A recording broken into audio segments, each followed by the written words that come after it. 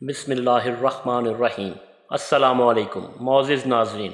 اللہ رب العزت نے قرآن مجید میں ارشاد فرمایا ہے، اور جو کچھ اس زمین پر ہے وہ سب ختم ہونے والا ہے، اور تیرے رب عز و جل کی ذات باقی رہنے والی ہے، جو عظمت و بزرگی اور جاہ و جلال والا ہے۔ اور ایک دوسرے مقام پر اللہ رب العزت قرآن پاک میں ارشاد فرماتے ہیں، اور ہر جان کو موت کا ذائقہ چکھنا ہے، کلو نفس ذائقۃ الموت، بے شک تیرے رب کا وعدہ سچا ہے۔ معزز ناظرین، آپ نے انسانوں کو تو مرتے ہوئے دیکھا ہے کہ ان کی موت کیسے ہوتی ہے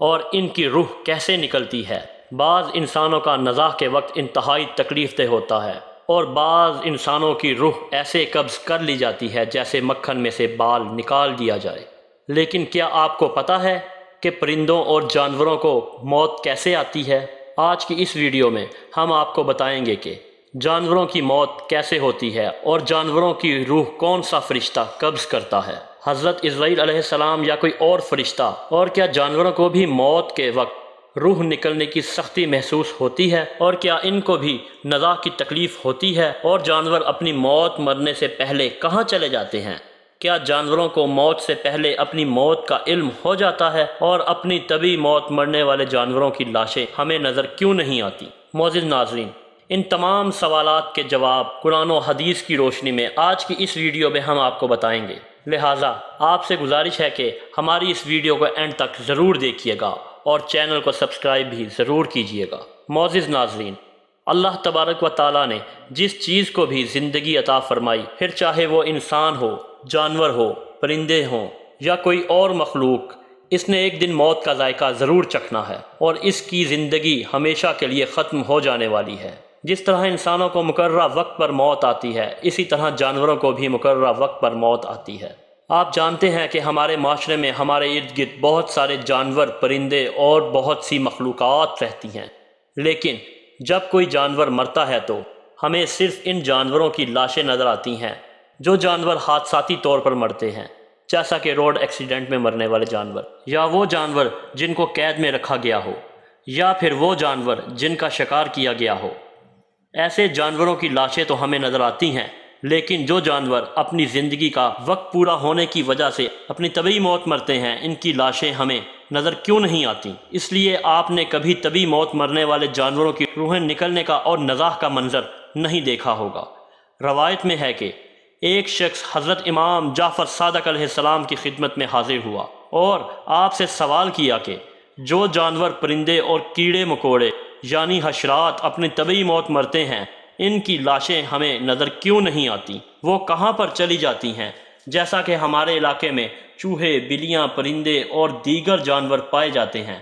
یہ جانور بھی اپنی طبعی موت مرتے ہیں، اور روزانہ ہزاروں کی تعداد میں پرندے اور جانور مرتے ہیں، لیکن ان کی لاشیں ہمیں نظر کیوں نہیں آتی؟ حضرت امام جعفر صادق علیہ السلام فرمانے لگے کہ ان جانوروں کی لاشیں ہمیں اس لیے دکھائی نہیں دیتی کہ پرندوں اور دوسرے جانوروں کو اپنی موت کا علم اللہ کی طرف سے پہلے ہی ہو جاتا ہے، اور یہ جانور اپنے مقررہ وقت سے پہلے پہاڑوں کی غاروں میں، درختوں کے کھوکھلے تنوں میں اور زمین کے سوراخوں میں یا گڑھوں وغیرہ میں جا کر بیٹھ جاتے ہیں، اور وہیں پر ان کو موت آتی ہے۔ یہ اللہ رب العزت کا بنایا ہوا ایک بہترین نظام ہے، جس کی وجہ سے انسان آج سکون کی اور خوشنما سانس لے رہا ہے، ورنہ اگر باقی جانوروں کو چھوڑ کر صرف پرندوں کی موت کا حساب لگایا جائے تو پوری دنیا کے اندر 700 ارب پرندے رہتے ہیں۔ اگر یہ پرندے سرے عام لوگوں کے سامنے مرتے تو انسانوں کے لیے زمین پر پاؤں رکھنے کی جگہ نہ ہوتی،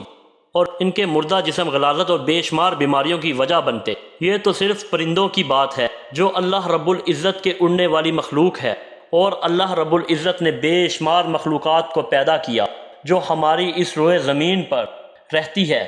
اگر وہ بھی اسی طرح طبعی موت مرتے اور ہماری گلی محلوں اور سڑکوں پر ان کی لاشیں پڑی ہوتی تو ذرا سوچئے کہ انسانی نظام زندگی کیسے چلتا۔ لہٰذا اللہ رب العزت ہی جانتے ہیں کہ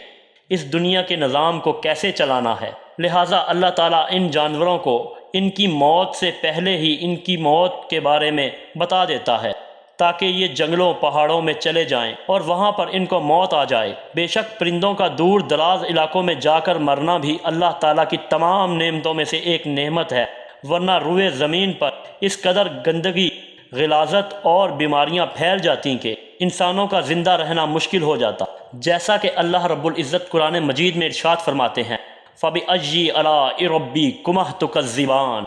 اور تم اپنے پروردگار کی کون کون سی نعمت کو جھٹلاؤ گے۔ معزز ناظرین، اب بات کرتے ہیں کہ کیا جانوروں کو بھی موت کے وقت نزاع کی سختیاں اور تکلیفیں ہوتی ہیں؟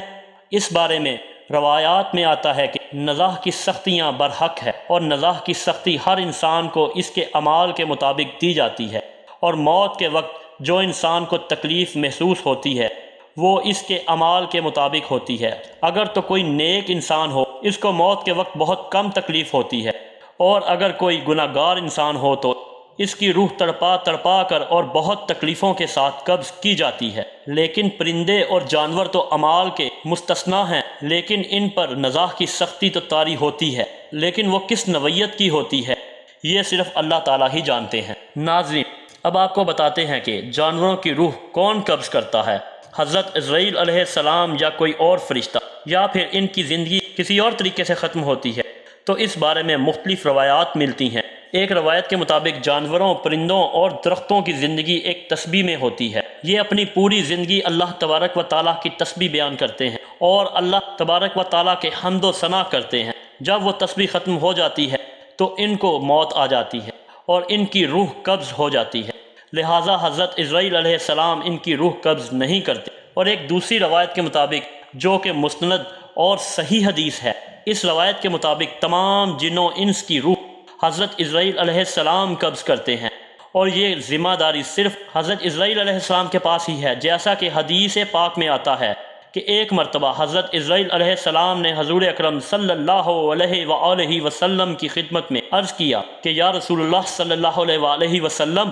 میں اللہ تعالیٰ کے حکم کے بغیر اپنی مرضی سے کسی ایک مچھر کی بھی روح قبض نہیں کرتا۔ اس حدیث پاک سے ثابت ہوتا ہے کہ حضرت عزرائیل علیہ السلام ہی تمام جانوروں، تمام پرندوں کی روح قبض کرتے ہیں۔ جس طرح انسان کے مرنے پر اس کے رشتہ دار اور دوست احباب غم و سوگ مناتے ہیں، اسی طرح اگر پرندوں اور جانوروں میں بھی کوئی مر جاتا ہے تو اس کے ہم جنس پرندے بھی روتے اور سوگ مناتے ہیں۔ اللہ تعالیٰ سے دعا ہے کہ اللہ ہمیں نیک اعمال کرنے کی توفیق عطا فرمائے، حضور اکرم صلی اللہ علیہ وآلہ وسلم کی محبت کے اندر جینا مرنا نصیب فرمائے، اور ہمارا خاتمہ ایمان پر فرمائے، اور ہمارا حسن سلوک ہمارے عزیز و قارب سے بہتر فرمائے۔ آمین یا رب العالمین۔